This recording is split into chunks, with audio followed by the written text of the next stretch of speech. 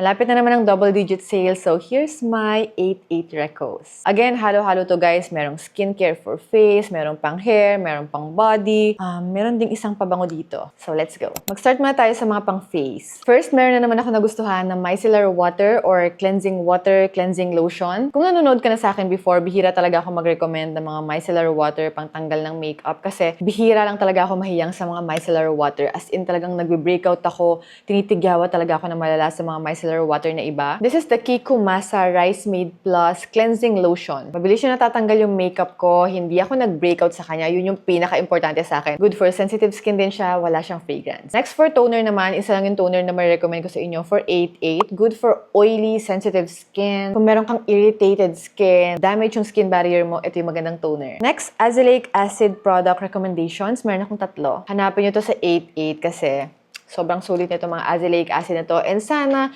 Good Molecules, sana may restock ka na nito. So, ayun na nga. First, si Good Molecules, 10% azelaic acid treatment. 10% pure azelaic acid yung ginamit dito. Very effective talaga siya for acne and uneven skin tone. Next, for azelaic acid serums naman, may recommend ko tong dalawang to. Si Glow Glass Azelite Clarity Serum and si Soul Apothecary Revive Serum. Next, meron pa akong isang serum dito, pero good for enlarged pores to. Hindi ako ganun ka-oily mula nung ginamit ko tong serum na to. And nag-improve yung enlarged pores ko. This is the Toriden Cell Mazing Pore Perfecting Ampule. Ampule pala siya. Sorry na. Tignan nyo naman yung bawas. Sobrang gamit na gamit ko talaga to. Next, last na to for face, Lion Pear Acne Cream. Sobrang effective sa active acne, cystic acne. Maganda talaga. Next, for body naman, umpisahan na natin sa African Net Mesh. Guys, kunin nyo talagang meron siyang nuts. Ayan, yung nuts katulad nito. Hindi yung naghihimulmul agad after 2 beses mo pa lang siyang gamitin. Ito, meron siyang nuts. Next, meron akong body mist sa inyo na i-recommend is 8-8. This is the Bath and Body Works If You Must. Ayan, ganyan yung itsura niya. Medyo mabubura na kasi siya. Pero kung katulad kita na mahilig din sa skin scent, sobrang bango nitong body mist na to. And last 2 products for hair naman, isang essence sa scalp